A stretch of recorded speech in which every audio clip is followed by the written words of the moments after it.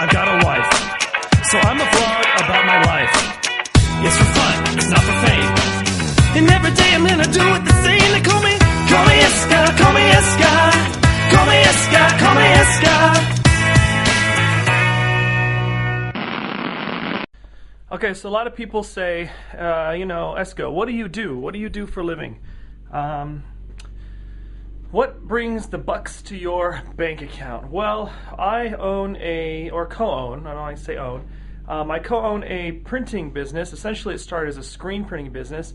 So I decided I would make this this vlog or this video about that business, and also about what it took to start a business, or in this case, a screen printing business. Now it's actually embroidery, graphic design, signs and banners, and I started the business, I started my own printing business, screen printing business, like a year or two after I graduated from high school, and then I got a business partner, and I'm not going to get into all of that stuff because I can only keep this so long. So anyway, I co-own, I always say own, it doesn't really matter, but I like to say co-own because I feel like, who am I to say that I own it?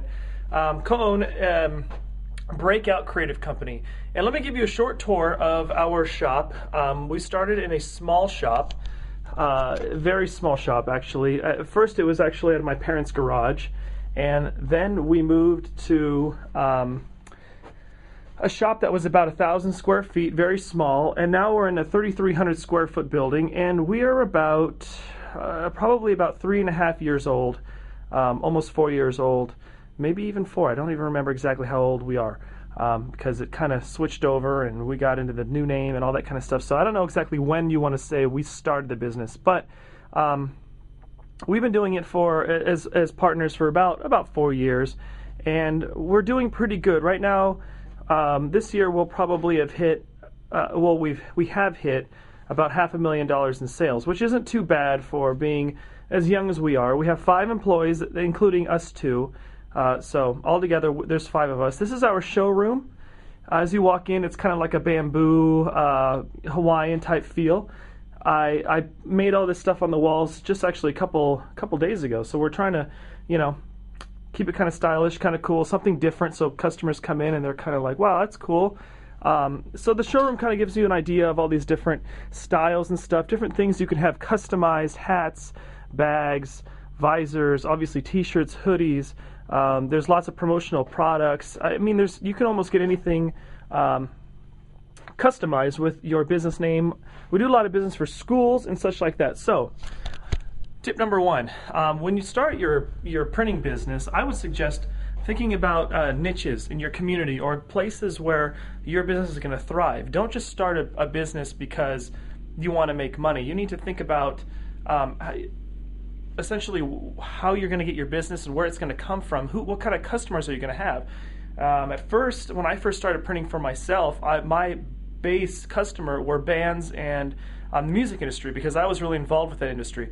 As I went into business with my partner Peter, we kind of changed over and became more local based, and we do a lot of business for schools. And it's been a lot of good business for us because there's a lot of good word of mouth, and we deal mostly with older customers, meaning adults. For me, it sounds weird, but people are twice my age pretty much. Not a bad thing, actually. It's a good thing. They're more stable. The customer base is more stable. And because we work in a lot of schools, there's a lot of word of mouth throughout the schools. There's a lot of different clubs and activities and things that happen.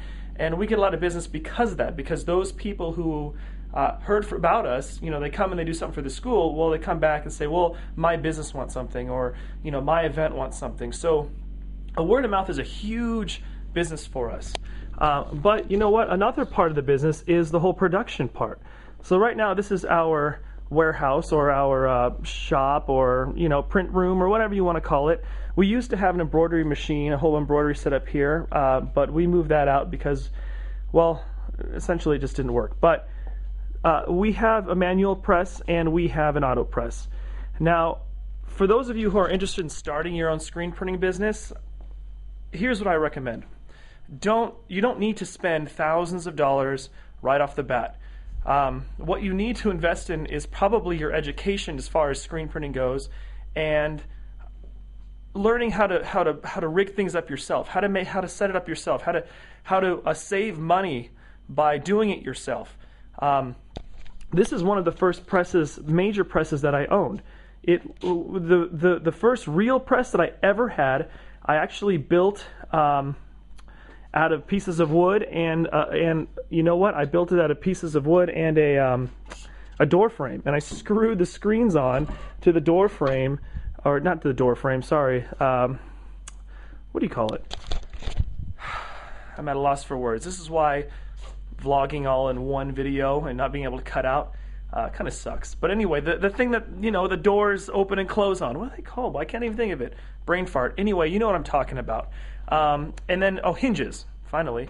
I started with some pieces of wood and, you know, hinges on a screen. Later down the line, I kind of upgraded it and, you know, made it a little bit nicer. But through that process, I looked up a lot of information on the internet, how to do it, the right way to do it, how to pull squeegees, what kind of ink to use, blah, blah, blah, blah. Talked to a lot of people in the industry, found places online where I could discuss with people who actually own businesses like this, and I grew a lot from there because I was kind of really passionate about it. So I built my first press, and a long time ago I built this exposure unit. It has a vacuum seal. Now you're probably thinking, well, why is it all in the corner all stacked up? Because we don't use it anymore. But this was the first exposure unit, vacuum top exposure unit I ever built. It actually opens up. There's a 1,000-watt halogen in there. Light shined. You know, the air would suck out of this area here onto the glass. I'm not going to get into the details of how it works because you can look up videos on how to do that yourself. This is more about how I did this. But the very first, just like you maybe, the very first exposure unit I really ever had was a simple halogen light you can buy at Home Depot, like the floodlights, and I just put it over or under some glass, and I just built it. I rigged it up, and I tested, and played around until I made it work, and it worked.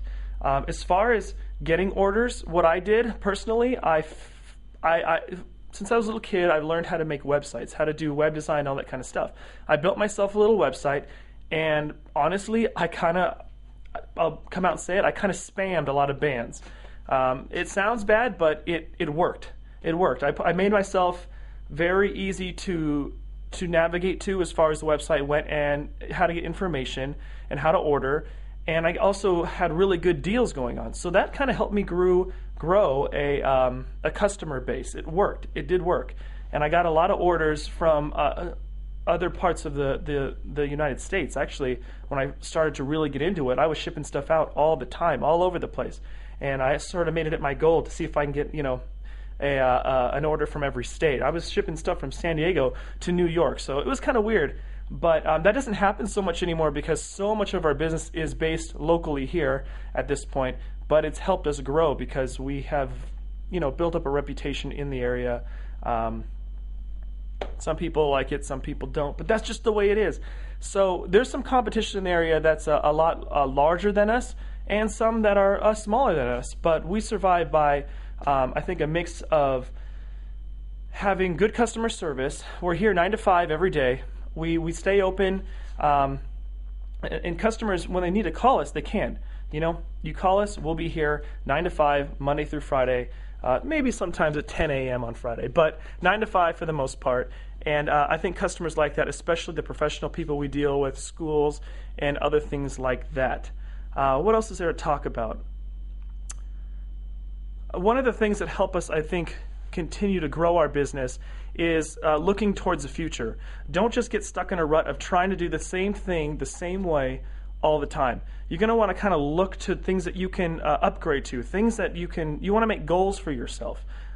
You want to think about, okay, how can I do what I'm doing but do it better? How can I reach that next potential customer that I want to get? How is my business going to grow from this point on?